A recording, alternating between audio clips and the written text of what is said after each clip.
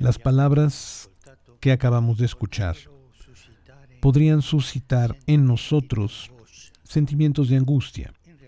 En realidad, son un gran anuncio de esperanza.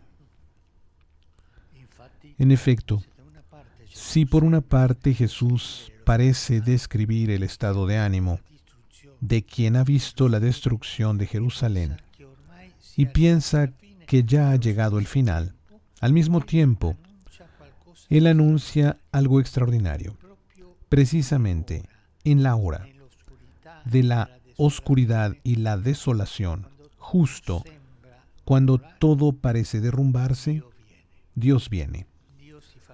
Dios se hace cercano. Dios nos reúne para salvarnos.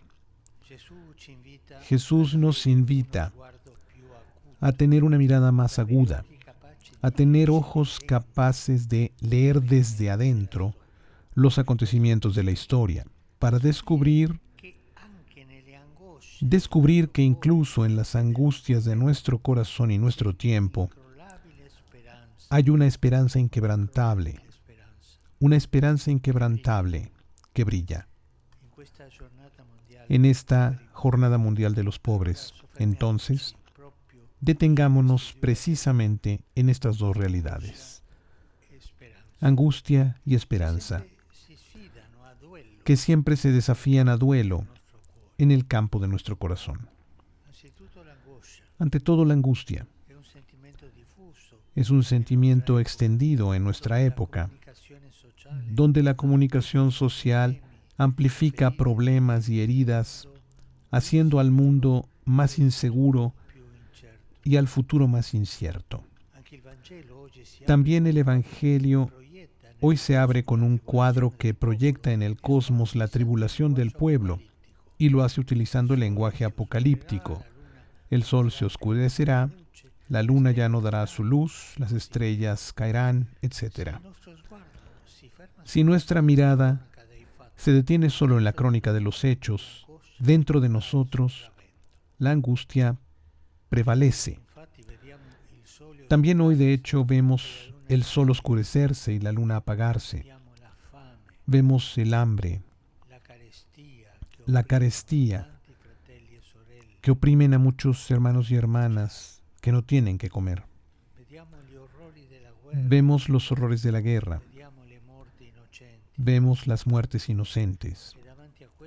Y frente a este escenario, corremos el riesgo de hundirnos en el desánimo y no darnos cuenta de la presencia de Dios dentro del drama de la historia. Así, nos condenamos a la impotencia.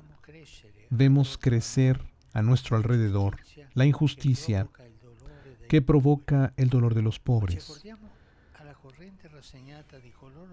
Pero nos dejamos llevar por la corriente resignada de aquellos que, por comodidad o por pereza, piensan que el mundo es así y yo no puedo hacer nada. Entonces, incluso la misma fe cristiana se reduce a una devoción inocua que no incomoda a los poderes de este mundo y no genera un compromiso concreto en la caridad. Y mientras una parte del mundo está condenada a vivir en los sectores marginales de la historia, mientras crecen las desigualdades y la economía penaliza a los más débiles, mientras la sociedad se consagra a la idolatría del dinero y el consumo, sucede que los pobres, los excluidos, no pueden hacer otra cosa que continuar esperando. Continuar esperando. Pero he aquí que Jesús, en medio de ese cuadro apocalíptico, enciende la esperanza. Nos abre de par en par el horizonte, ensancha nuestra mirada para que aprendamos a captar, incluso en la precariedad y en el dolor del mundo, la presencia del amor de Dios, que se hace cercano, que no nos abandona, que actúa para nuestra salvación. De hecho, Precisamente mientras el sol se oscurece y la luna deja de brillar y las estrellas caen del cielo, dice el Evangelio, verán al Hijo del Hombre venir sobre las nubes con gran poder y gloria, y Él reunirá a sus elegidos desde los cuatro vientos, de un extremo de la tierra hasta los extremos del cielo. Y con estas palabras, Jesús está indicando ante todo su muerte, que acontecerá en poco tiempo. Sobre el Calvario, de hecho, el sol se oscurecerá, las tinieblas descenderán sobre el mundo, pero precisamente en ese momento el Hijo del Hombre vendrá sobre las nubes, porque el poder de su resurrección destrozará las cadenas de la muerte. La vida eterna de Dios surgirá desde la oscuridad, y un mundo nuevo nacerá de los escombros de una historia herida por el mal. Hermanos y hermanas, esta es la esperanza que Jesús nos quiere entregar. Y lo hace incluso a través de una bella imagen. Miren a la higuera, dice, porque cuando ya sus ramas se hacen tiernas y brotan las hojas, significa que el verano está cerca.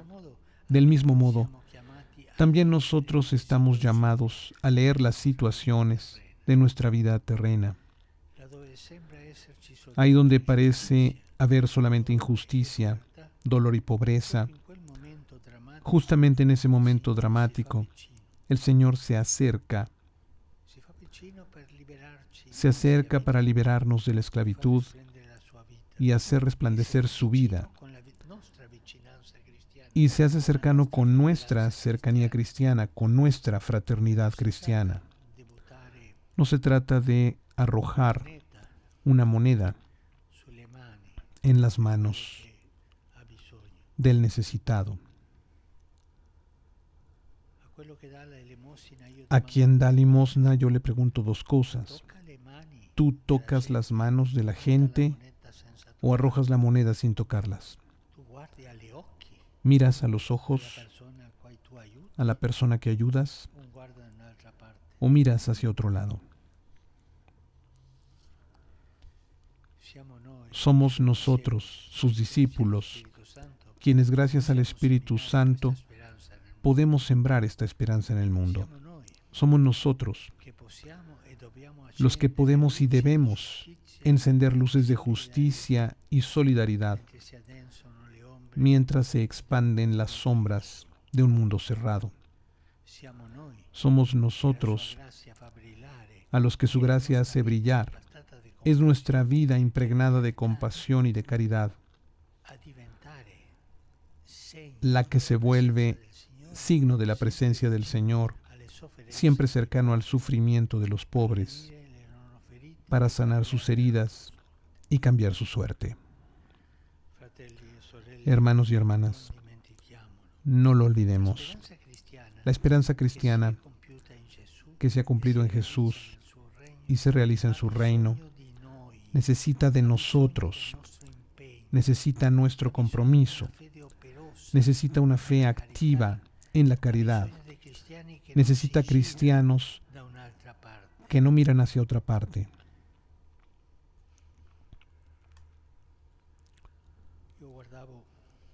Veía una fotografía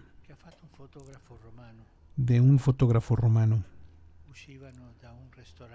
Salía de un restaurante una pareja adulta, casi ancianos, en invierno. La señora bien cubierta con pieles y el hombre también. Y en la puerta estaba una señora pobre, tirada en el suelo, que pedía limosna. Y ambos miraban para otro lado.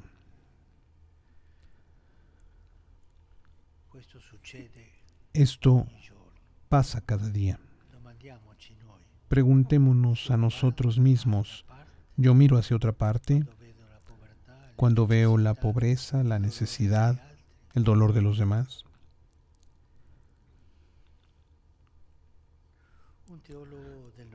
Un teólogo del siglo XX decía que la fe cristiana debe generar en nosotros una mística de ojos abiertos, no una espiritualidad que huye del mundo, sino por el contrario, una fe que abre los ojos frente a los sufrimientos del mundo y frente a la infelicidad de los pobres, para ejercer la misma compasión. Siento la misma compasión del Señor hacia los pobres, hacia los que no tienen trabajo, que no tienen qué comer, que son marginados por la sociedad.